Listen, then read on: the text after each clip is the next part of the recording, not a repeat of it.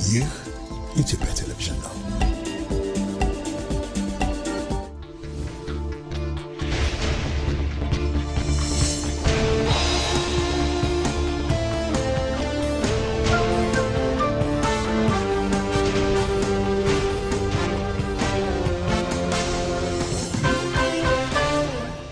ኢቲቪ 57 ከኢትዮጵያ ቴሌቪዥን ጤና ይስጥልን። የሰዓቱን ዜናዎች ይዘን ቀርበናል። አሁንም ከኛ ጋር ስለሆናችሁ ከልብ እናመሰግናለን። አርዕስተ ዜናዎቹ እናስቀድማለን።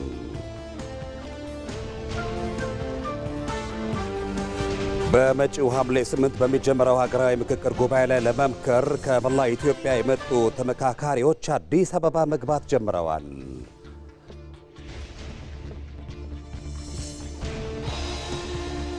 ኢትዮጵያም ከተለያዩ ሀገራት ጋር ያላትን ታሪካዊ ወዳጅነት ወደ ስትራቴጂካዊ አጋርነት በመቀየር ዓለም አቀፍ ተሰሚነቷን ከፍ እያደረገች ነው።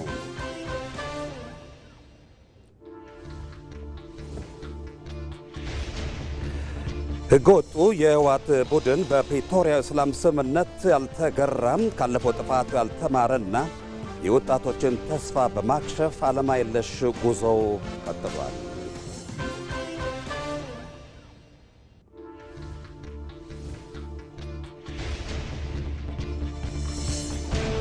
የውጭ ጠላቶችና የፖለቲካ ጽንፈኞች ምርጫ እንዳይካሄድ ሲያሴሩ የነበረው ኢትዮጵያ መሪና መዋቅር አልባ እንድትሆን በነበራቸው ፍላጎት ነው።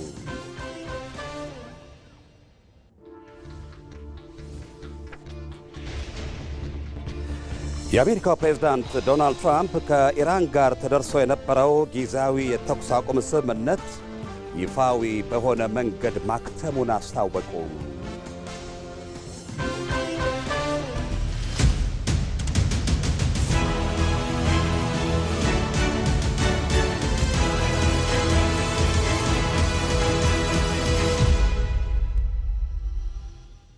ጤና ይስጥልን መላው ኢትዮጵያውያን፣ ዛሬ ሐምሌ 1 ነው። ሁላችንም በጉጉት የምንጠብቀው ታላቁ ሀገራዊ ምክክር ጉባኤ ሊጀመር 7 ቀናት ብቻ ይቀሩታል።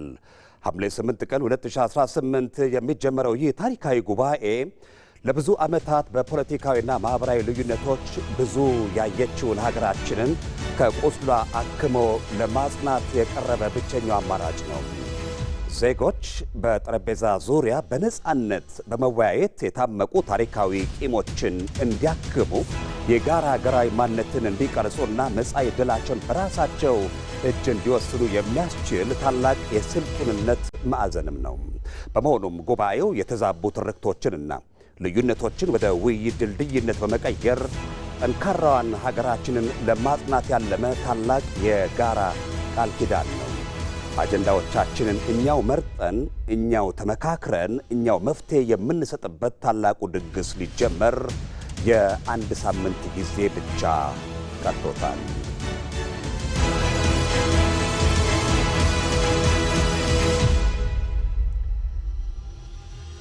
ቀዳሚ ዜናዎቻችንም በዚህ ታላቅ ጉዳይ ላይ የሚያተኩሩ ይሆናሉ። ከዜናዎቹ ጋር ሰለሞን መልሳን ነኝ። አብራችሁን ቆዩ። በመጪው ሐምሌ 8 በሚካሄደው ሀገራዊ ምክክር ጉባኤ ላይ ለመምከር ከመላ ኢትዮጵያ የመጡ ተመካካሪዎች አዲስ አበባ መግባት ጀምረዋል። የየማህበረሰባቸውን ድምፅና አጀንዳ ይዘው የመጡ ተመካካሪዎቹ የራሳቸውን ሐሳብ ከማቅረብ ባለፈ የሌሎችን በትዕግስት ለማድመጥና በመግባባት የጋራ መፍትሄ ለመፈለግ ዝግጁ መሆናቸውን ገልጸዋል። መስከረም ቸርነት ተመካካሪዎቹ ከተዘጋጀላቸው ማረፊያ አንዱ በሆነው የኢትዮጵያ ፐብሊክ ሰርቪስ ዩኒቨርሲቲ ተገኝታ ተከታዩን መረጃ አጠናቅራለች። ኢትዮጵያ ለዘመናት ሲነሱ የቆዩ ልዩነቶችን፣ ተቃርኖዎችንና አለመግባባቶችን በውይይት ለመፍታት ወሳኝ የታሪክ ምዕራፍ ላይ ትገኛለች። ከቀናት በኋላ ሐምሌ 8 የሚጀምረው ሀገራዊ ምክክር ጉባኤ ለኢትዮጵያ የወደፊት አቅጣጫ መሰረት የሚጥል ታሪካዊ አጋጣሚ ነው። ከፌዴራል ከክልሎችና ከተለያዩ ከተማ አስተዳደሮች የተወከሉ ተመካካሪዎች አዲስ አበባ መግባት ጀምረዋል። እያንዳንዳቸው የሚወክሉትን ማህበረሰብ አጀንዳ በመያዝ ለሀገር መጻኢ ዕድል ትልቅ አደራ ተሸክመው አዲስ አበባ ተገኝተዋል።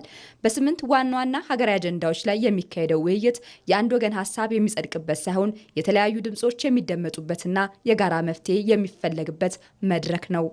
ሌላውን ችግር ማዳመጥ፣ የኛንም ችግር ማስረዳት እና ለኢትዮጵያ ይጠቅማል የሚባለው ነው። ፍላጎት የማናችንም ፍላጎት ከሀገር ፍላጎት በታች ነው። ይህን እንረዳለን እና ለዚህ በቂ ዝግጅት አድርገናል፣ ተግባብተናል። በእኛ በራሳችን በክልላችንም በነበረው ውይይታችን ይህን እያዳበርን ነው የመጣ ነው። መግባባት ምክክር ከሌላው ሁኔታ ይለያል። ምክክር ድርድር አይደለም፣ ምክክር ነው እንደስሙ። ምክክር ደግሞ ሰው ማዳመጥ፣ በሰው ጫማ ሆኖ ማየት፣ የራስንም ነገር ደግሞ ሰዎች እንዲረዱት በእነሱ ጫማ ሆኖ እንዲረዱት የማድረግ እንትን አለውና በዚህ ልክ ነው እኛ ተዘጋጅተን የመጣ ነው። ብዙ ነገር እንጠብቃለን። የኢትዮጵያ ማህበራዊ ውል ጭምር ሊታሰርበት የሚችል ምክረ ሀሳብ ይቀርባል ብዬ ነው ማስበው በግሌ። በጣም ብዙ የኢትዮጵያ ችግር በብዙ ዘመን ተከማችቶ የነበረውን ለመፍታት ስንፈታ ደግሞ በሰላማዊ መንገድ ነው እንጂ በተለያየ ወይ በሌላ በኩል ሳይሆን በምክር በፍቅር በመወያየት ነው እንጂ በጉልበት ወይ በፍራቻ የሚሆን ነገር የለም። እቺ አንድ ሀገር አለን። ብሔር ብሔረሰቦች ህዝቦችም የተለያዩ ክልሎች ሁሉ አንድ ሀገር ነን። አንድ ሀገር እንዳለን አንድ ሆነን አንድ ሀሳብ ላይ ተስማምተን እቺን ሀገር ትራመድ ለማድረግ እኛም ለዛ አሁን ቆርጠን ወደዚህ መተናል። ልዩነት ባሉብን ጉዳዮች ላይ ነክሰን አውርተን አገራችንን የመጻኢ ዕድል የተሻለ ብሩህ እንዲሆን ሁላችንም ኃላፊነት አለብንና ለዚህ መድረክ ስኬት እኔም እንደ አንድ የወከልኩት ህዝብም እንደ ግለሰብም ትልቅ ኃላፊነት ተጥሎብኛልና ይሄን ለመወጣት ደግሞ ዝግጁ ነኝ። ዋናው ጉዳይ ይሄ ምክክር ለኢትዮጵያ በጣም ጠቃሚ ነው እላለሁ። ምክንያቱም ካልተመካከርን ተቀራርበን ካልተነጋገርን ኢትዮጵያ ማሻገር አንችልም። ሰላም ዋናው ሁላችንም የምንጠብቀው ነገር ነው። የተለያዩ የኢትዮጵያ ህዝብ ያልተመለሰላቸው ጥያቄዎች ማሻሻል ያለባቸው ነጥቦች አሉ። እነዛ ላይ ለመምከር ነው።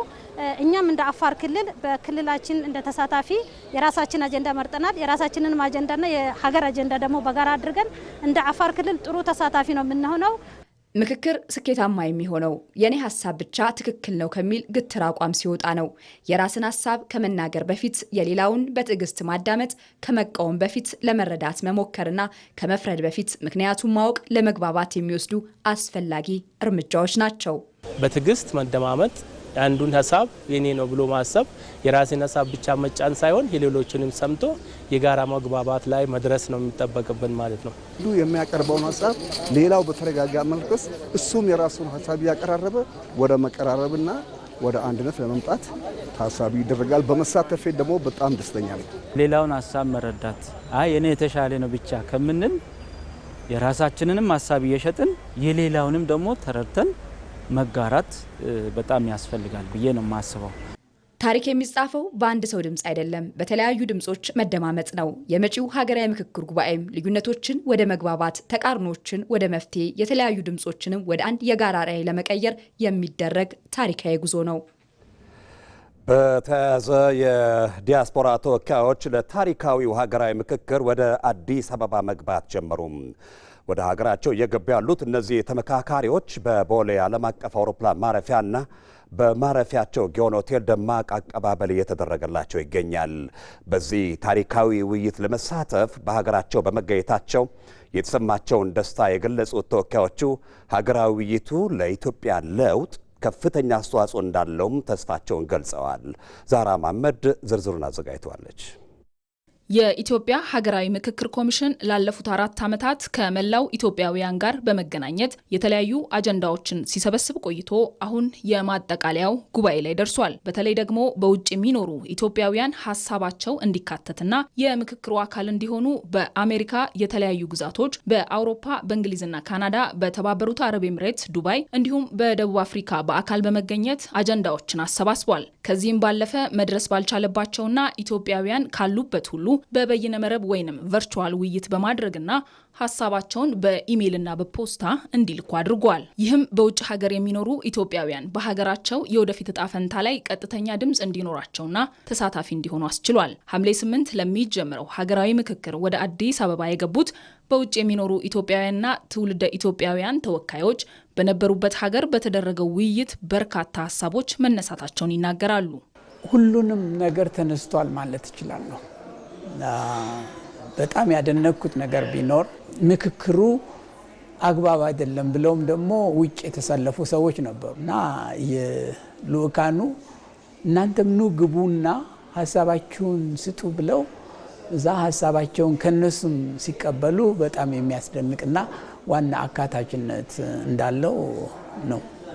ውይይቱ ሲካሄድ ኦልሬዲ በዙም ብዙ እርስ በርስ ተወያይተንበት ምን ይጠቅማል ምን አይጠቅምም የሚለውን ለይተን ከዛ በኋላ ነው የኛን ሀሳብ ደግሞ እንደ አንድ ማህበር ሀሳብ ተደርጎ ወደ ምክክሩ የሄዱት። ለውይይቱ ለሁላችንም ነው ክፍት የሆነው። ለሁሉም ዲያስፖራ ነው የሚችል ዲያስፖራ መጥቷል።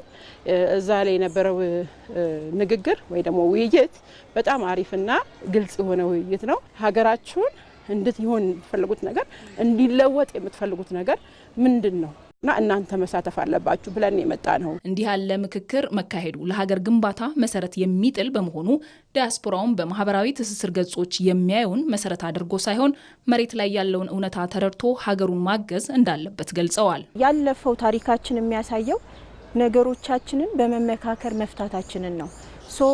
ልጆቻችን አሁን ላይ ያንን ባህል እንደገና ያዩታል። ይሄ ነገር በጣም መልካም ነገር ነው ብዬ ነው ማስበው። ስትመካከሪም ነው ደግሞ አንድ ነገር ውጤታማ ልታደርጊ የምትችው። ይሄ አንድ ላይ ተሰባስቦ መመካከራችን አንድም ባህላችንን አጉልቶ ያወጣዋል የነበረውን፣ ሁለትም ደግሞ አሁን ላይ እያጨቃጨቁን የመጡ ሚዲያ ቴክኖሎጂው ከሁሉ ሀገር ጋር ብሎናልና ውስጥ ትተን ውጭ ላይ ነው ያለነውና ወደ ውስጥ እንድንመለስ ውስጣችንን እንድናይ ሰላም እንድናገኝ የሚረዳ ውይይት ነው ብዬ ነው ማስበው። መወያየት መልመድ አለብን እና ይሄ የሀገራዊ ምክክሩ መሰረት ይጥላል ብዬ ነው ማስበው። በምክክር መድረኩ የሚደረጉ ውይይቶች የህብረተሰቡን ልዩነቶች በማጥበብና በጋራ እሴቶች ላይ በመመስረት ዘላቂ ሰላም ለመገንባት የሚያስችል ምቹ ሁኔታ እንደሚፈጥር ያላቸውን ሙሉ እምነት ገልጸው ኢትዮጵያ ችግሮቿን በውይይት መፍታት ከቻለች ከዚህ በላይ ማደግ እንደምትችል ተስፋ አለን ብለዋል። ከውይይቱ ትልቅ ተስፋ አለኝ። ፍሬውንም ለማየት ፍሬ ያላፈራ ዛፍ ላይ ነው ያለ ነው ብዬ ነው ማስበው። ምክንያቱም 4 ዓመት እትነት ኢዚ አይደል? እንደዚህ የሚቆይ ተክል ደግሞ እድሜ ልኩን ፍሬ የሚያፈራ ነው። ስለዚህ ይሄ የምክክሩ ውጤት እድሜ ልኩን ፍሬ የሚሰጥ ነው ብዬ ነው ማስበው። ከምክክሩ ብዙ አዲስ ነገር ይፈጠራል። ምክክሩን በጣም ፍሬያማ ለማድረግ መደማመጥ ይፈልጋል። እኔ ኢትዮጵያ ላይ በጣም ትልቅ ተስፋ አለኝ። ኢትዮጵያ ከዚህም በላይ በልጽጋ እንደማይ ምንም አይነት ጥርጥር የለኝም። 7 ዓመት ሙሉ ስመጣ እዚህ ጋር በብዙ ችግር ውስጥ በጽናት የቆምኩት ምክንያት ምንድነው? እቺን ቀን እንደማያውቃለሁ። ምክንያቱም ያለ ፍትጊያ ለውጥ እንደማይመጣ በአሜሪካ ማይተናልና ለማለት በልዩነቶች ላይ በመነጋገር የጋራ መፍትሄ የመፈለጉ ሂደትና ኢትዮጵያን በጠንካራ መሰረት ላይ ለመገንባት በሚደረገው ጥረት ውስጥ የዲያስፖራው ሚና ከፍተኛ ነው። በመሆኑም ዲያስፖራው ለሀገር ግንባታ በሚከወኑ ሁሉም ተግባራት ላይ እንዲተባበርም ይጠበቃል። እዚሁ ጉዳይ ላይ ተጨማሪ ማብራሪያ የሚሰጡን እንግዳ ጋብዘናል። እንግዳችን የኢትዮጵያ ሀገራዊ ምክክር ኮሚሽን ዋና ኮሚሽነር ፕሮፌሰር መስፍን አርአያ ናቸው። እንደምናመሹ ፕሮፌሰር። ዛሬ ተመካካሪዎች ወደ አዲስ አበባ መምጣት ጀምረዋል። አሁን እርስዎ የሚገኙትም ተመካካሪዎች ካረፉበት የኢትዮጵያ ፐብሊክ ሰርቪስ ዩኒቨርሲቲ ነው። አቀባበሉ ምን ይመስል ነበር? ኮሚሽኑስ የዛሬዋ ቀን ላይ ለመድረስ ያደረገው ዝግጅት እንዴት ይገለጻል? በጣም አመሰግናለሁ አቶ ሰለሞን። እንደምናመሻችሁ። አዎ አሁን የምገኘው የፐብሊክ ሰርቪስ ዩኒቨርሲቲ ውስጥ ነው። እንግዲህ እንደምታውቁት የወረዳና የክልል ተሳታፊዎቻችን ከትናንት ማታ ጀምሮ ዛሬ ሙሉ ቀን አዲስ አበባ ሲገቡ ውለዋል፣ አምሽተዋል። የፐብሊክ ሰርቪስ ዩኒቨርሲቲና የቴክኒክና ሙያ ኮሌጅ ሁለቱም በጋራ በጥሩ ትብብር እንግዶቻችንን ከኛ ባለሙያዎች ጋር ከኛ ኮሚሽነሮች ጋር እየተቀበሉልን ነው። ከዚህ ቀደም ብሎ ደግሞ በውጭ የሚኖሩ ኢትዮጵያውያን እንደዚሁ ቀደም ብለው መግባት ጀምረዋል። ቅድም ኢንተርቪው እንዳደረጋቸዋቸው እነሱም በአንጋፋው የጊዮን ሆቴል ውስጥ ይገኛሉ። እና ኢንተርቪዋችሁንም ስሰማ ነበር ካሁን በፊት የነበረው እንዳያችሁት እንዳዳመጣችሁት ምን ያህል ወገኖቻችን በበሰለ መልኩ ለዚህ ሀገራዊ ምክክር ሂደት ተዘጋጅተው እንደመጡ ነው የምታስተውሉት። አነጋገራቸው ልብን የሚያሞቅ ነው። የምክክርን ጽንሰ ሀሳብ በሚገባ ተረድተው እንደመጡና ለቀጣዮቹ ሳምንታት ዝግጁ ሆነው በሚገባ ተከባብረው እና ተነጋግረውና ተደማምጠው ከሌሎች ጠቅላላ 4000 ወገኖቻቸው ጋር ወደ አንድ ምክረ ሀሳብ ይደርሳሉ፣ ወደ መግባባት ይደርሳሉ ተብሎ ነው የሚጠበቀው። እኛ እንግዲህ 4 ዓመት ያረገዝነውን ነው አሁን ወደ ውልደት እያመጣ ነው ያለ ነው። እጅግ በጣም ደስተኞች ነን። ከሁሉም የሀገራችን አካባቢዎች ለዚህ ሀገራዊ ምክክር ጉባኤ ለመታደም እየመጡ ነው። ነገ ሙሉ በሙሉ ተጠናቀው ይገባሉ ብለን ተስፋ እናደርጋለን። እንግዲህ የሚመጡት ከወረዳ ጀምሮ ከክልል እና እንዲሁም ከፌዴራል እና በአጠቃላይ ያው ቀደም ብላችሁ እናንተም እንደጠቀሳችሁት በውጭ የሚኖሩ የኢትዮጵያውያን ወገኖቻችንን ቢያንስ በተወሰነ ቁጥርም ቢሆን ከመላው ዓለም ወክለው የሚመጡ ወገኖቻችን ናቸውና እንግዲህ ብዙ ተስፋ አድርገን ተዘጋጅተን ደስ ብሎን እየጠበቅናቸው ነው። ሌላው ግን መስተንግዶ ነው ደስ የሚለው። የፐብሊክ ሰርቪስ ዩኒቨርሲቲ ማህበረሰብና የቴክኒክና ሙያ ኮሌጁ በጥሩ ሁኔታ እየተቀበሏቸው ነው። የተወሰኑትንም ደግሞ በተለያዩ እዚሁ አካባቢ በሚገኙ ሆቴሎች እንዲቀመጡ እናደርጋለን። በአጠቃላይ ግን ፕሮግራማችን ከነገ ጀምሮ የዚህ ለቅድመ ውይይት ቅድመ ምክክር የምንለው ሂደት ይኖረናል እና የዋናው የአዲስ አበባ ኢንተርናሽናል ኮንቬንሽን ሴንተር ሙሉ በሙሉ ተዘጋጅቶ እስኪያልቅ ድረስ ስብሰባዎች ይኖሩናል። በአድዋ ቪክቶሪ ሜሞሪያል አድዋ መታሰቢያ አዳራሾች ውስጥ በቀጣዮቹ ከዋናው ጉባኤ ሐምሌ 8 ከመጀመሩ በፊት ቅድመ ዝግጅቶች ይኖራሉ። ለምሳሌ ኮድ ኦፍ ኮንዳክት የምንለው አለ፣ መመሪያዎች ይኖራሉ፣ ምክክር ሂደቱ ምን ይመስላል የሚለው አለ። ከአመካካሪዎቻቸው ጋራ ተመካካሪዎች የሚገናኙበት ሂደት አለ። ስርዓቶቹን በሚገባ መረዳት አለና እዚያ ላይ አተኩረን እንሰራለን። የመጨረሻዋ 7ኛዋ ቀን ረፍታቸው ትሆንና ሐምሌ 8 ደግሞ እንግዲህ ዋናው ጉባኤ ይሆናል። እስከዛ ምናልባትም እንግዲህ የመጡት አዲስ አበባ ስለሆነ አዲስ አበባም እንግዲህ ያላትን ማሳየቱ አይቀርም ይሆናል ብዬ ተስፋ አረጋለሁ። በተለይ እንግዲህ ሙዚየሞች ይኖራሉ፣ የሚጎበኙ ቦታዎች ይኖራሉና እነኚህ የሚመጡት 4000 ወገኖቻችን ከውጭም ከሀገር ውስጥም ከፔሪፌሪ ወይም ከሩቅ ቦታም ጭምር ስለሚመጡ አሁን ደግሞ እንዳስተዋልኩት ሳገኛቸው የ2 ወር ህፃን የ1 ወር ህፃን እና ህፃናትን ሁሉ ይዘው ነው የመጡት። በእቅፍ ብቻ ሳይሆን በሆድም ጭምር ነው ይዘውልን የመጡት። ምክንያቱም የታሪካዊ ሂደት ነው። ሴቶቻችን፣ እህቶቻችን፣ ልጆቻችን መምጣታቸው ደስተኞች ነን። የአካል ጉዳተኞች አሉ እና ከሁሉም የሀገራችን ክፍል ነው እና የመጡት። ይህ ትልቅ የሀገራችን የመጀመሪያው 4000 የሚይዝ ሀገራዊ ጉባኤ በየ500 ተከፋፍለው 8 ቦታ ላይ 8 ጉባኤ የሚካሄድበት በአንድ ጊዜ ስለሆነ እንግዲህ ከእግዚአብሔር ጋር ውጤታማ እንደሚሆን ሙሉ እምነት ነው ያለን። ደስ ብሎን እየተቀበልናቸው ነው። መልካም። ከጉባኤው ምክክር ምን እንጠብቅ ፕሮፌሰር? ከጉባኤው ምክክር እንግዲህ የምንጠብቀውን እያገኘን ነው። ኢትዮጵያ እየመከረች ነው። ላለፉት ቢያንስ 3 ዓመታት ወገኖቻችን ከዳር ዳር ሁልጊዜም እንደምለው ከአረብቲዋ የአፋር አርብቶ አደር ጀምሮ እስከ ሰላማጓ አርብቶ አደርና እስከ ፊልቷ አርብቶ አደር ድረስ አርሶ አደሮቻችን፣ የአካል ጉዳት ወንድሞች እህቶቻችን፣ ልጆቻችን፣ ሁሉም የማህበረሰብ ክፍል አጀንዳዎቻቸውን ለረጅም ዘመናት እኛን ኢትዮጵያውያንን ለቁርሾ የዳረጉንን ላለመግባባት ምክንያት መንስኤውን ጉዳዮቻችንን ነቅሰው ከ2000 በላይ የሚሆኑ አጀንዳዎችን አስረክበውን ከዚያ ላይ እጅግ መሰረታዊና ሀገራዊ ፋይዳ አላቸው ብለን ያመናቸውን 8 አጀንዳዎች ያው ለቫሊዴሽን ወይም ደግሞ ለግምገማ አቅርበናቸው በሚገባ ከተስተካከሉ በኋላ ለህዝቦቻችን ግልጽ አድርገናል። በዚያ ላይ በእነኛ 8 ትልልቅ አጀንዳዎች እኩል የሆኑ አጀንዳዎች በእርግጥ አንዳንዶቹ ከሌሎቹ በተለየ መልኩ ስብስብ ሊሆኑ ቢችሉ እነኛን እኩል አጀንዳዎች 8 ቦታ ላይ ተከፋፍለው ምክክር ያካሂዳሉ። የሚጠበቀው 8ቱም ላይ እንኳን ባይሆን የተወሰኑቱ ላይ መግባባት ይደርሳሉ። እነኛ መግባባት የደረሱባቸው ምክረ ሀሳቦች ደግሞ ለተርጓሚው ለፈጻሚው አካላት ተልከው ምናልባትም ይሄ አሮጌው መንግስት ወደ አዲሱ ከመዘዋወሩ በፊት በተወሰኑት ላይ የተወሰኑትን የመግባባት ፍሬዎች እንቋደስ ይሆናል ብዬ ተስፋ አደርጋለሁ። ያ ካልሆነ ደግሞ አዲሱ መንግስት ምክረ ሀሳቦቹን በሚገባ ተረክቦ እንደሚተገብራቸው እንግዲህ ታም በፊትም ቃል ገብቷልና የነበረው።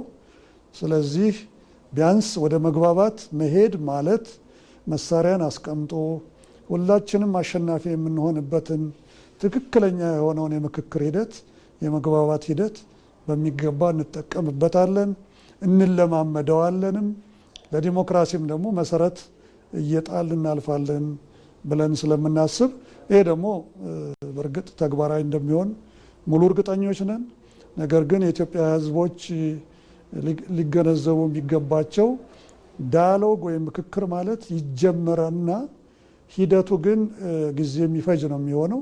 ስለዚህ ከስር ከስሩ ውጤታማ የሆኑትን ምክረ ሀሳቦችን እየተገበርን ሌሎቹን ደግሞ ሌሎች ሂደቱን መፍቻ መንገዶችን እያስተዋልን እዚያ ላይ እየሰራን ያለ መሳሪያ ያለ ጠመንጃ ሁላችንም በሀሳብ እየተነጋገርን እየተመካከርን እየተግባባን ወደ መግባባት ላይ እየደረስን ሁላችንም አሸናፊ ሆነን የምንወጣበትን ሂደት ማመቻቸቱ ራሱ ለዲሞክራሲ ሀሁ ነው ብዬ አምናለሁና የምንጠብቀው እነኚህን ሁሉ ጉዳዮች ነው። መልካም።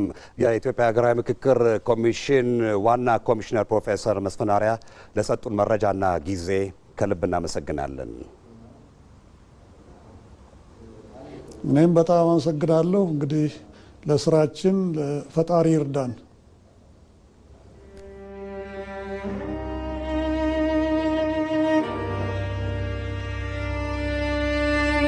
በእድሜ ያጣሁት የጎደለብኝ ነገር የለም። ስለ ኢትዮጵያ ሳስብ ግን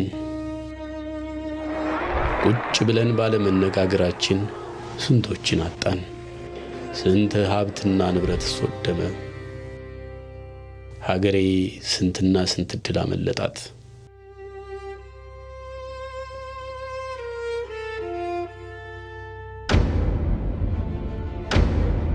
ትላንትን በቁጭት አሳለፍን። ነገን ግን በጋራ ምክክር ብሩህ እናድርገው። እድላችን በእጃችን ነው። በጠረጴዛ ዙሪያ ሐምሌ 8 እንገናኝ።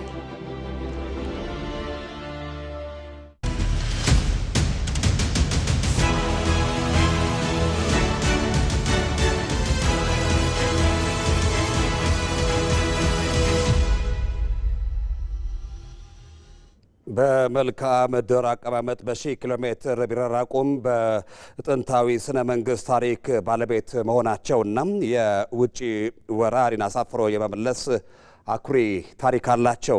እነዚህ ሀገራት ታዲያም በደም ትስስር ጭምር የተዋጁ ዘመናዊ የዲፕሎማሲ ግንኙነታቸው ክፍለ ዘመን ተሻግሮ አሁን ላይ እስከ ብሪክስ አጋርነት ዘልቆ ከፍ ወዳለ ደረጃም አድርሰውታል። የሁለቱ ሀገራት ግንኙነትን ጠንክሮ መውጣት ለኢትዮጵያ ምን ትርጉም አለው የሚለውን ጉዳይ ብስራት መለሰ በትንታኔ ቃኝቶታል።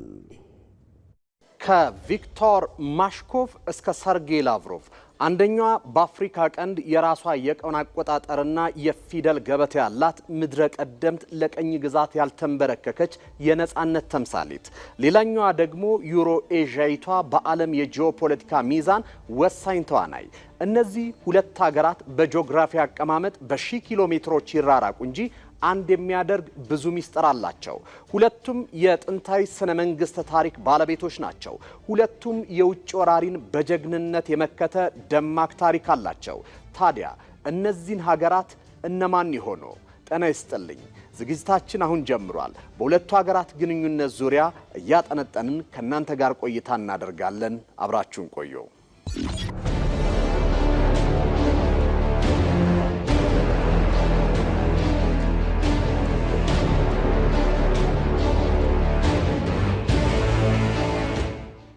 አዎ እነዚህ ሀገራት ኢትዮጵያና ሩሲያ ናቸው። የኢትዮ ሩሲያ ግንኙነት የትናንትና የዛሬ አይደለም። የሁለቱ ሀገራት ቁርኝት ወደ ኋላ መለስ ብለን ስንቃኝ የደም ትስስር ጭምርን እናገኛለን። ዘመናዊ የዲፕሎማሲ ግንኙነት በ1890 ዓመተ ምህረት ተጀመረ። በዳግማዊ አጼ ሚኒሊክና በሩሲያው ዛር ኒኮላስ የደብዳቤ ልውውጥ። በዚህ ዓመት የመጀመሪያው ልዑክ የሩሲያው መኮንን ቪክቶር ማሽኮቭ ወደ ኢትዮጵያ በመምጣት ከአጼ ሚኒሊክ ጋር ተገናኙ። ለዚህ ግንኙነት መሰረት የሆነው ደግሞ በክፉ ጊዜ የተፈተነ ወዳጅነት ነበር። 1888 ዓመተ ምህረት በአድዋ ጦርነት ወቅት ሩሲያ ለኢትዮጵያ የጦር መሳሪያ ድጋፍ አድርጋለች። ሩሲያ ኒኮላይ ሊዮንቴቭን የመሳሰሉ ወታደራዊ አማካሪዎችና በአሌክሳንደር ቡላቶቪች የሚመራ የሕክምና ቡድን ልካ ለኢትዮጵያ አርበኞች የሕክምና ድጋፍን ሰጥታለች። የዚህ ታሪካዊ ውለታ ሕያው ምስክር የሆነውና በሩሲያ ቀይ መስቀል የተመሰረተው ባልቻ ሆስፒታል ዛሬም ድረስ ህዝባችንን እያገለገለ ይገኛል። በሌላ በኩል በሩሲያ ታሪክ ውስጥ በጉልህ የሚነሱትና ኢትዮጵያ የትውልድ ሐረግ ያላቸው ሰው አብርሃም ፔትሮቪች ሃኒባል ይባላሉ። በሩሲያ ጦር ውስጥ እስከ ሜጀር ጀነራል ማዕረግ የደረሱት እኚህ ታላቅ ሰው የዘመናዊ የሩሲያ ስነ ጽሑፍ አባት ተብሎ የሚጠራው የአሌክሳንደር ፑሽኪን ቅድሚያት ናቸው። ስለዚህም በአዲስ አበባ የፑሽኪን አደባባይና የሩሲያ ሳይንስና ባህል ማዕከል ፑሽኪን ማዕከል ማለት ነው የሁለቱን ህዝቦች ባህል ትስስር ማሳያ ሆኖ ነው የቆሙት። መንግስታት በተለዋወጡና ርዕዮተ ዓለሞች በተቀያየሩ ቁጥር ሳይበጠስ ዘመናትን የተሻገረው ይህ ግንኙነት በሶቪየት ህብረት ዘመንም ደምቆ ታይቷል። በሺዎች የሚቆጠሩ ኢትዮጵያን በሩሲያ ነጻ የትምህርት እድል አግኝተዋል። በ1960ዎቹ መጨረሻ ሶማሊያ ሀገራችንን በወረረችበት ወቅት ሩሲያ ከፍተኛ የሆነ የጦር መሳሪያና የወታደራዊ አማካሪዎችን በመላክ ኢትዮጵያ ሉዓላዊነቷን እንድታስጠብቅ ድጋፍ አድርጋለች። ኢትዮጵያም ብትሆን ባለውለቷን አልረሳችም። በምዕራባውያን ጫና ውስጥ በነበረችበት ወቅት በብዙ ወሳኝ ዓለም አቀፍ የድምፅ አሰጣጦች ላይ የሩሲያን ብሔራዊ ጥቅም ያከበረ ዲፕሎማሲያዊ አጋርነትን በተግባር አሳይታለች። አሁን ላይ ደግሞ የኢትዮጵያ ሩሲያ ግንኙነት ከታሪካዊ ወዳጅነት አልፎ ወደ ስትራቴጂ አጋርነት ተሸጋግሯል። በተለይም ጠቅላይ ሚኒስትር አብይ አህመድ ወደ ስልጣን ከመጡ በኋላ ኢትዮጵያ የምትከተለው ገቢር ነበብ የሆነ የውጭ ጉዳይ ፖሊሲ ለዚህ ግንኙነት አዲስ ነፍስ ዘርቶበታል። የዚህ ጠንካራ ዲፕሎማሲያዊ ግንኙነት ማሳያ የሆነው ደግሞ የስመ ገናናው የሩሲያ የውጭ ጉዳይ ሚኒስትር ሰርጌይ ላቭሮቭ በተደጋጋሚ ጊዜ የኢትዮጵያ ጉብኝት ነው። ከለውጡ ወዲህ ሰርጌይ ላቭሮቭ በአዲስ አበባ ያደረጉት ይህ የአሁኑ ጉብኝት ለሶስተኛ ጊዜ ነው። ይህ የሚያሳየን ኢትዮጵያ በአፍሪካ ቀንድ ላላት ከፍተኛ ስትራቴጂያዊ ጠቀሜታ ሩሲያ የሰጠችውን ትኩረት ነው። በዚህ ጉብኝት ከጠቅላይ ሚኒስትር አብይ አህመድ ጋር በሁለትዮሽ ግንኙነትና አዳዲስ የትብብር እድሎች ዙሪያ የተቃኘ ውይይት አድርጓል። የውጭ ጉዳይ ሚኒስትር ጌዲዮን ጢሞቴዎስ ከሩሲያ አቻቸው ከሰርጌይ ላቭሮቭ ጋር የሁለትዮሽ ስምምነትም አካሂዷል። ከስምምነቶቹ መካከል ቀዳሚው የኢኮኖሚ አጋርነት ነው። ሁለቱ ሚኒስትሮች የፖለቲካና የዲፕሎማሲ ግንኙነቱን ወደ ጠንካራ ኢኮኖሚያዊ ትብብር ለመቀየርም ተስማምተዋል። በዚህም የሩሲያ ባለሀብቶችና ኩባንያዎች በኢትዮጵያ ውስጥ ገብቶ ሰፊውን የኢንቨስትመንት እድል እንዲጠቀሙ ጥሪ ቀርቧል።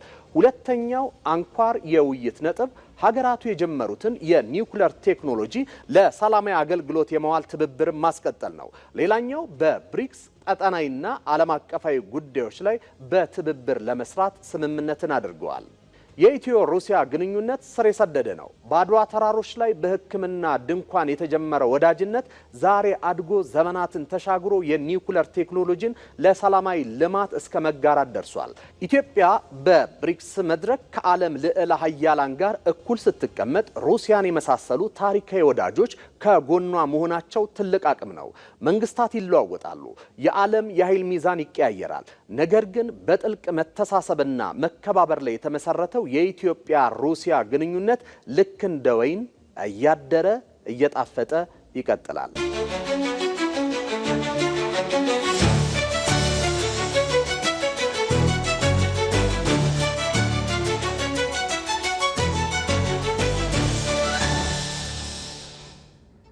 ህገወጡ የህወሓት ቡድን በፕሪቶሪያው የሰላም ስምምነት ያልተገራ ካለፈው ጥፋቱ ያልተማረና የወጣቶችን ተስፋ በማክሸፍ ዓላማ የለሽ ጉዞው ቀጥሏል። መንግስት የትግራይን ህዝብ ሰላምና ደህንነት በማስቀደም የፕሪቶሪያውን ስምምነት በተግባር ቢያውለውም ቡድኑ ግን ዛሬም ከባዕዳን ተላላኪነት ሱሱ አልተላቀቀም። መሐመድ አልቃድር ተጨማሪውን አዘጋጅቶታል። የወጣቱን ተስፋ መቅበር፣ እናቶችን ማቅ ማልበስ አይሳካም እንጂ ከተሳካ ሀገር መበተን የህገወጡ የህወሓት ቡድን ዓላማ የለሽ ጉዞ ማጠንጠኛዎች ናቸው። በህገወጡ ህወሓት ቤት ሰላም ግቡ ብሎ ነገር የለም። የተነፋፈቁት እንባም ትርጉማቸው ለየቅል ነው። የአደየ ናፍቆት፣ የልጆቿ የሰላም ጥማትና የትውልድ ቀየን መናፈቅም ለህወሓት ምንም ናቸው። እኔ ቤተሰቦቼ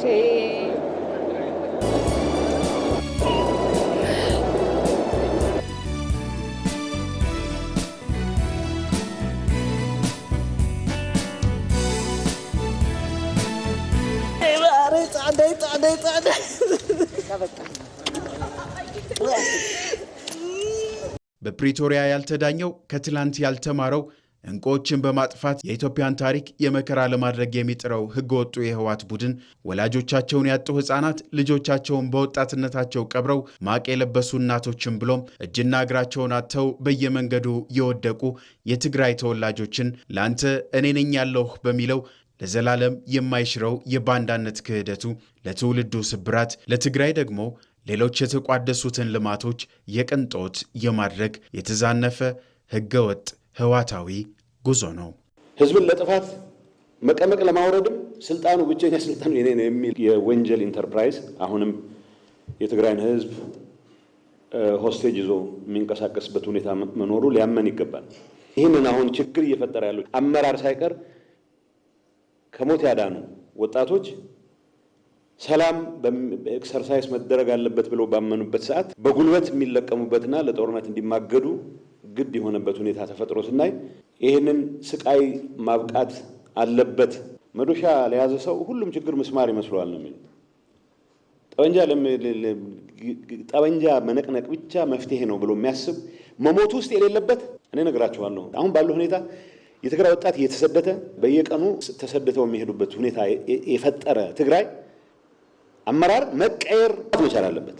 የህገወጡ የህወሓት ቡድን የጥፋት ጎዳና አባላቱንና ቤተሰቦቻቸውን ለመደበቅ ወደ ተመቹ ሀገራት የሚመራ ሲሆን ትላንት ህይወቱን ሰውቶ ያዳነውን ወጣት ግን ለጦርነት ንግድ የሚያግዝ የጥፋት ገበያው ከደራለትም የሻጭነት ልኩ ዳርቻ የሌለው ሆኗል። ህገወጡ የህወሓት ቡድን ሱዳን ውስጥ የሚደረግ እንቅስቃሴ ውስጥ ደማዚን ሄደ ኩርሙክ ሄደ ውጊያ የትግራይ ወጣቶችን ማስፈጀት ለምን ዓላማ ነው?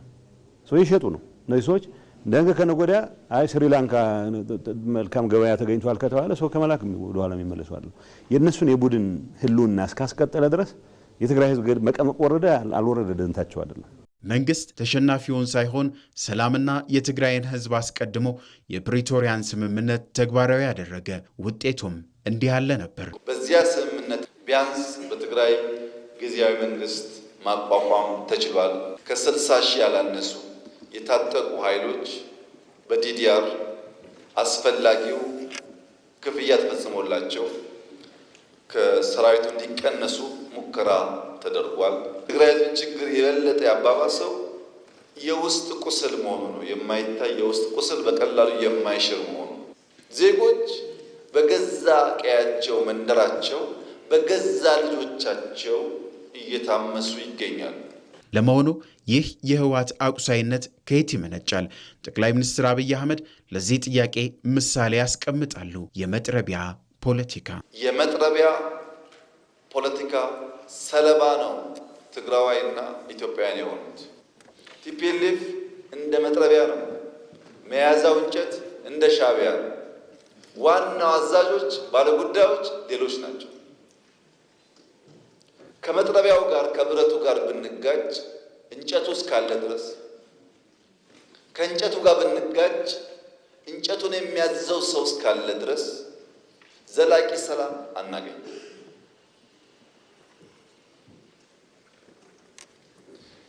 ይልቁንስ ለመጥረቢያውና ለእንጨቱ ያለኝ ምክር የኢትዮጵያ ሰላምና እድገት ይበልጥ ተጠቃሚ ያደርጋችኋል፣ የሚልካችሁ አካል መጠቀም ያደርጓችኋል እንጂ ምንም ፋይዳ የለው የሚል ሲሆን በእኛ በኩል ግን ዝግጅቱ ኢትዮጵያ የሰላሟ መደፍረስ ምንጭ የት እንደሆነ ስለምናውቅ የኢትዮጵያን አንድነት የኢትዮጵያን ሉዓላዊነት አደጋ ውስጥ ሊያስገባ የሚችል ማንኛውም ነገር ከመጣ ለመከላከል የሚያስችል ቁመና እንዳለን ላረጋግጥላችሁ እፈልጋለሁ። ባለፉት 5-6 ዓመታት የነበረው ፖለቲካል ዲስኮርስ ኢትዮጵያ ያለቀላት፣ ኢትዮጵያ ልትፈርስ ነው፣ ኢትዮጵያ ልትወድቅ ነው የሚል ነበር። ኢትዮጵያ አትወድቅም ብዬ በተደጋጋሚ አነሳላችሁ ነበር። ኢትዮጵያ አትወድቅም አይደለም አሁን ብላችሁ የወደቁ ታነሳለች፣ የተኙ ታነቃለች። ሊለሙ ሊበለጽጉ ሲገባቸው ያልገባቸውን ወንድምና እህቶቿን አንቅታ ወደ ብልጽግና ጎዳና ትወስዳለች። ይህ የኢትዮጵያ ጉዞ ይሆናል። ህገወጡ የህወሓት ቡድን የጥፋት ጥሙ አይረካም። ከተላላኪነት ሱሱም አላገገመም። ዛሬም ካጠገቡ ያሉትን ለባዕዳን ተልኮ እየሸጠ የገዛ ልጆቹን በጉልበት እያፈሰ በማያውቁት ጦርነት ውስጥ ለሞት መሸጥን ተያይዞታል። ይህንን የጥፋት መንገድ ማስቆም ደግሞ የሁሉም የጋራ ኃላፊነት ሆኖ ብቅ ብሏል።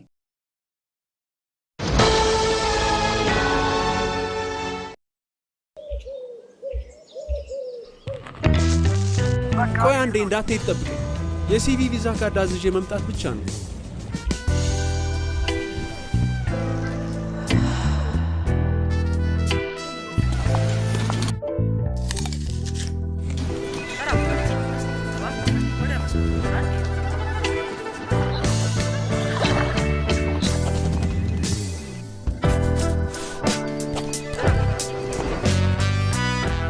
ባንኮ በመዳፉ በያዙት ስልኮ ቤቶ ድረስ ከተፍ ይላል። ሰላም ጤና ይስጥልኝ።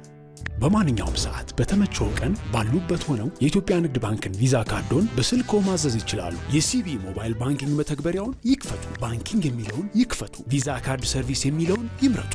ይፈልጉ ምትክ ወይም አዲስ መጠየቅ። የካርዶን አይነትና የሚወስዱበትን ቅርንጫፍ መርጠው ያረጋግጡ። ባንክ የሚመጡት ካርዶን ለመውሰድ ብቻ ነው። አሁኑኑ ያመልክቱ። በፍጥነት ካርዶን ይውሰዱ። የኢትዮጵያ ንግድ ባንክ፣ ሁሌም የሚተማመኑበት ባንክ።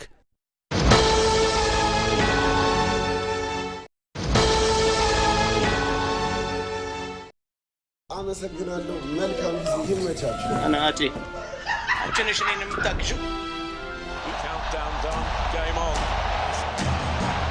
Fernandez.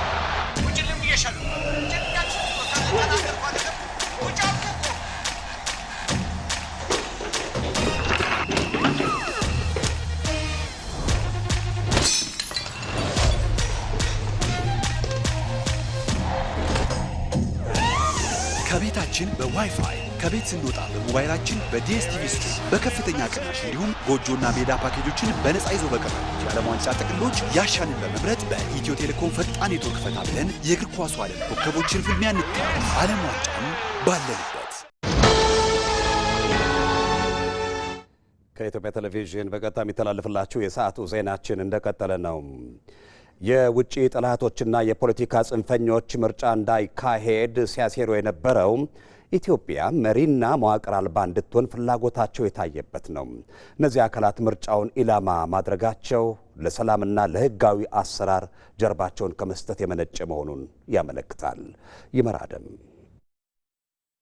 የተራብነውን የዲሞክራሲ ጥማት ማርኪያ ኢትዮጵያን የማሻገሪያ ውላችንን ሊነጥቁን ጽንፈኞች ብዙ አሲረውብናል። እነሱ በወሳኙ መድረክ በራሱ በምርጫው ላይ ሲዘምቱ ቢሳካላቸው ኖሮ እኛን የተበታተንን በፍርሃት ተስፋ የምንቆርጥና እርባና ቢስ ሆነን የወደቅን እንድንሆን ስለሚፈልጉ ነው። ይህ ግን የቅዠት መጀመሪያቸው መሆኑ ጠፍቷቸው አይደለም። የሚይዙት የሚጨብጡት ቢያጡ የቀቢጸ ተስፋ ምኞታቸውን ሙከራ ቢሆን እንጂ ህዝቡ የሚያስተዳድረኝ ፖሊሲ የሚያወጣልኝ ሰላሜን የሚያረጋግጥልኝ ስበደል ፍትህን የሚሰጠኝን መንግስት የሚባል አካል በምርጫ ካርድ ያጸናለሁ ሲል ተኝተው የማያድሩት የኢትዮጵያ የጠላት ኃይሎች ደግሞ መንግስት አልባ ሊያደርጓት ምርጫ ትምረጡ ብለው በገንዘብም ጭምር የተደለሉ የውጭ መገናኛ ብዙሃንን አዝምተውበታል። ጽንፈኞች ምርጫ እንዳይካሄድ ሲወተውቱ ዋናው ዓላማቸው እዚህ ጋር ነው። ኢትዮጵያ ተዳክማለች፣ ኢትዮጵያውያንም ተከፋፍለዋል፣ ራሳቸውን በራሳቸው መወሰን አይችሉም የሚል ትረካ ለዓለም አቀፉ ማህበረሰብ መፍጠር። በእውነቱ እኔ ምርጫ አስፈልግም ለሚሉት አዝናለሁ። ለምን ሌላው ቢቀር ልምድ ይወሰድበታል፣ ልምድ ይወስዱበታል። ምርጫ ምን እንደሆነ፣ በምርጫ ማሸነፍና ስልጣን መያዝ ምን እንደሆነ በዚህ ከቀጠለ ባለፈው ማንመርጥ ማንገባ ምርጫው ላይ ተብሎ አሁንም ተብሎ ቀጣይ ለስንት ዓመት ጫካና ነፍጥ ተይዞ ሊኖር ነው። ይሄ ደግሞ እንደ ሀገር አይጠቅምም። እየተገዳደሉ መኖር ማንን ነው የሚጠቅመው? እየተጠፋፉ መኖር ለሀገራችንም ጥቅም የለውም፣ ለትውልድም ጥቅም የለውም።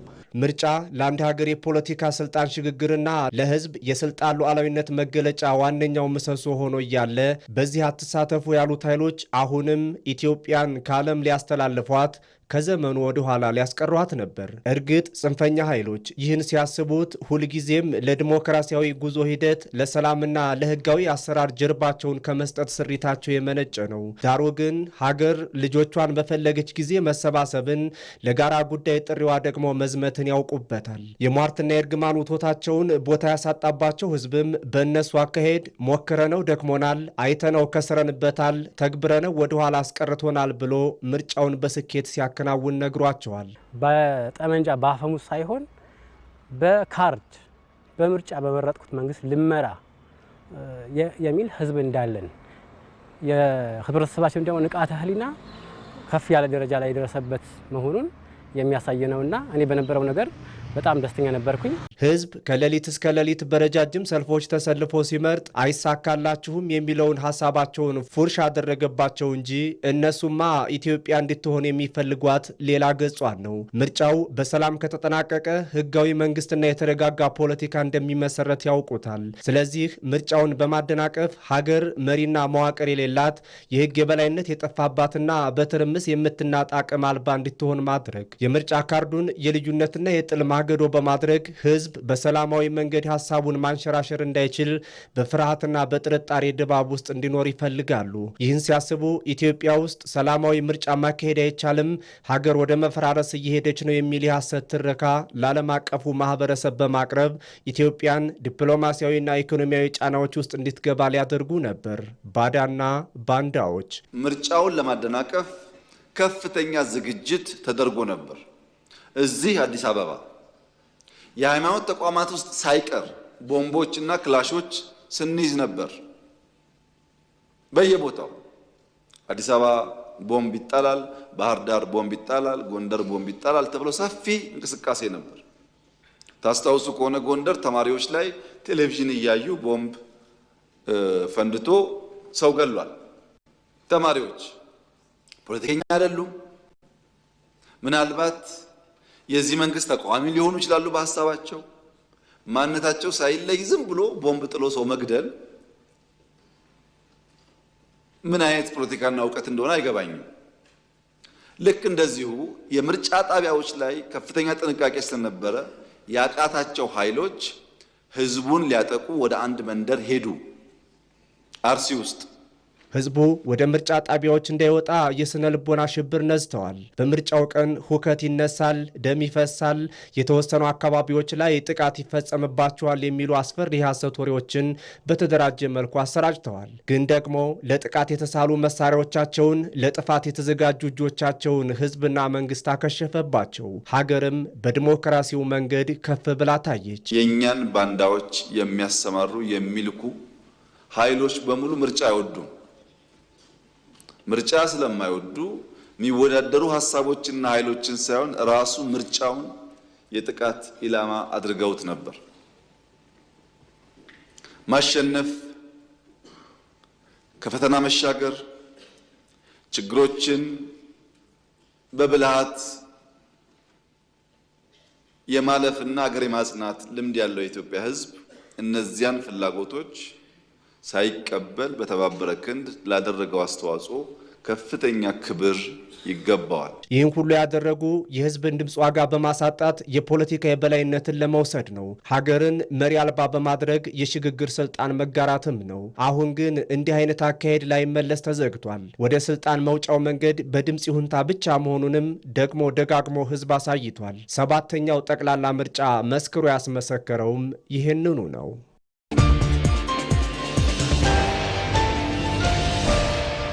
በፉክክርና በትብብር መካከል ያለውን ሚዛን የመጠበቅ ሂደቶችን እየተመለከትን ነው። ቀዳዳ እየፈለግን መቃወምን እንደ አንድ ባህል የወሰደ የፖለቲካ ስርዓት ውስጥ አለፈ። ልዩነት አለን ማለት ግን በጋራ ሀገርን በሚጠቅሙ ጉዳዮች ላይ አብሮ ሊያሰራን የሚችል ነገር የለም ማለት አይደለም። ባንዳነት በኢትዮጵያ ውስጥ የተነወረ ነበረ። ስለዚህ በድብቅ የሚሰራ ነበረ። አሁን ግን ትሬንዱን ለውጦ በአደባባይ የሚነገር እውነት ሆኗል። ባንዳነት እንደዛ ነው። በጭንቅላት ትተህ በወድ ማሰብ ስትጀምር አሁንም የሚሉትን ነገር እነሱ ስላልሆነ የሚሉት ምን ማለት እንዳለባቸው አያውቁ። የህወሓት ትግል ከውጪ ኃይሎች ጋር ከመተባበር ጀምሮ ቀውስ ውስጥ እየተሳተፈ ነው። ማስወገድ ካሉብን ነገሮች አንዱ ጉዳይን በጉልበት ማስፈጸም። ለህወሓት ፓርቲ እንደ ፓርቲ እንደ ቡድን ላሉት ግለሰቦች የትግራይ ወጣቶች ከአንድ የጥይት ቀለሃ ተለይቶ አይታዩ። ኢትዮጵያ በውጭ ንግድም በማዕድናትም እንደዚሁም ደግሞ 5 የኢኮኖሚ ዘርፎች ተብለው በተለዩት ላይ ከፍተኛ ምርታ አስመዝግባለች። 7.7 ቢሊዮን ዶላር በሬሚታንስ ተገኝቷል ማለት ኢቨን ውጭ ያለው ኢትዮጵያዊ እየተባበረ ነው ማለት ነው ለሀገሩ ግንባታ። ይሄ ምክክር ምን ይዞልን ይመጣል? ምን ተስፋ አለው? ናሽናል ዳያሎጉ ምናልባት እቺን ሀገር ወደ ደህና ቦታ ይወስዳታል ብለው ካሰቡ ማደናቀፍ ነው ፍላጎታቸው። ግብፅን ተደግፈ የምትሰራው የኢትዮጵያ ፖለቲካ የለም። አስመራን ተደግፈ የምትሰራው የኢትዮጵያ ፖለቲካ የለም። የኢትዮጵያን ችግር ለመፍታት የኢትዮጵያ ሕዝብ በቂ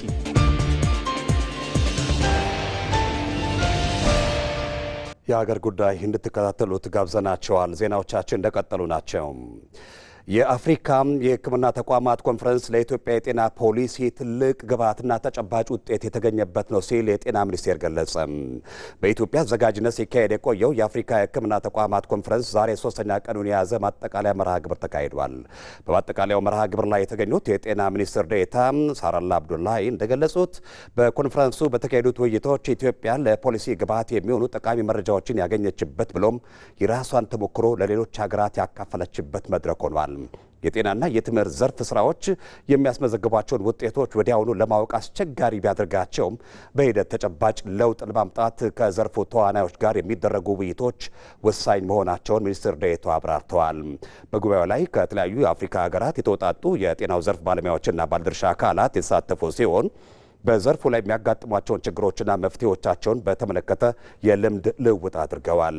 ይህንን መሰል ኮንፈረንሶች ኢትዮጵያ ታላላቅ አህጉራዊ ጉባኤዎችን ለማስተናገድ ያላትን ልምድ ይበልጥ የሚያዳብሩ መሆናቸው ተገልጿል። በዚሁ መርሃ ግብር ማጠቃለያ ላይ በዘርፉ ጉልህ አስተዋጽኦ ላበረከቱ የጤናው ዘርፍ መምህራን፣ ባለሙያዎችና ባለድርሻ አካላት የእውቅናና የምስጋና ስነ ስርዓት ተካሂዷል። የኮንፈረንሱ ተሳታፊዎች የአድዋ መታሰቢያ ሙዚየምንም የጎበኙ ሲሆን ሙዚየሙ ለትውልድ ተሻጋሪና የኢትዮጵያን ታሪክ በውል የሰነደ ነው ማለታቸውን ሪፖርተራችን መሐሪ አለሙ ዘግቧል። የውጭ ዜና። የአሜሪካው ፕሬዝዳንት ዶናልድ ትራምፕ ከኢራን ጋር ተደርሶ የነበረው ጊዜያዊ የተኩስ አቁም ስምምነት ይፋዊ በሆነ መንገድ ማክተሙን አስታውቀዋል። ፕሬዝዳንቱ ይህን ያሉት በቱርክ አንካራ የተካሄደ ባለው የኔቶ ጉባኤ ላይ ሲሆን የአሜሪካ ጦር ዛሬ ምሽት በኢራን ላይ አዳዲስ ወታደራዊ ጥቃቶችን ሊሰነዝር እንደሚችል አስጠንቅቀዋል። በሁለቱ ሀገራት መካከል በድጋሚ ያገረሸው ወታደራዊ ፍጥጫ በዓለም አቀፍ ገበያ ላይ የነዳጅ ዋጋ እንዲንርም አድርጎታል። የሀገራቱ ግጭት የጀመረው ኢራን በሆርሙዝ ባህረ ሰላጤ በሚያልፉ የነዳጅ ጫኝ መርከቦች ላይ ጥቃት ፈጽማለች በሚል አሜሪካ በኢራን ላይ ወታደራዊ እርምጃ በመውሰዷና ለኢራን ጸጥታው የነበረውን የነዳጅ ሽያጭ ፈቃድ በመሰረዟ ነው። ለዚህ ምላሽ የኢራን አብዮታዊ ዘብ በባህሬንና በኩዌት በሚገኙ የአሜሪካ ወታደራዊ ሰፈሮች ላይ የሮኬት ጥቃት መፈጸሙንና የአሜሪካን MQ-9 የተሰኘች ድሮን መጣሉን አስታውቋል። በአንጻሩ የባህሬን ጦር የኢራንን ጥቃት ማክሸፉን ገልጿል። ይህ አዲስ የተኩስ ልውውጥ በፈረንጆቹ የካቲት 28 የተጀመረውን የኢራን ጦርነት በዘላቂነት ለመቋጨት ሰኔ 17 ቀን ተፈርሞ የነበረውንና ለ60 ቀናት የሚቆይ የሰላም ድርድር ሂደትን አደጋ ላይ ጥሎታል። ፕሬዚዳንት ትራምፕ የኢራንን መሪዎች ታማኝነት የጎደላቸው ሲሉ በመውቀስ ከነርሱ ጋር ጊዜ ማጥፋት ዋጋ የለውም ብለዋል። ሆኖም ዋሽንግተን በቀጥታም ወደ ሙሉ ጦርነት ትመለስ ወይም የሰላም ድርድሩ ሙሉ በሙሉ ይቋረጥ በግልጽ አላስታወቁም። ዘገባው የሮይተርስ ነው። ኢቲቪ 57 ከኢትዮጵያ ቴሌቪዥን ለሰዓቱ የተዘጋጁት ዜናዎቻችን እነዚሁ ናቸው። ስለተከታተላችሁን ከልብ እናመሰግናለን። ሰለሞን ጡም ልሳን ዜናዎቹን በመምራት ከቴክኒክና ስርጭት ባለሙያዎች እንደዚሁም ከዜና አርታያን ጋር በመሆን ቆየው። በያላችሁበት ጤና ይስጥልን።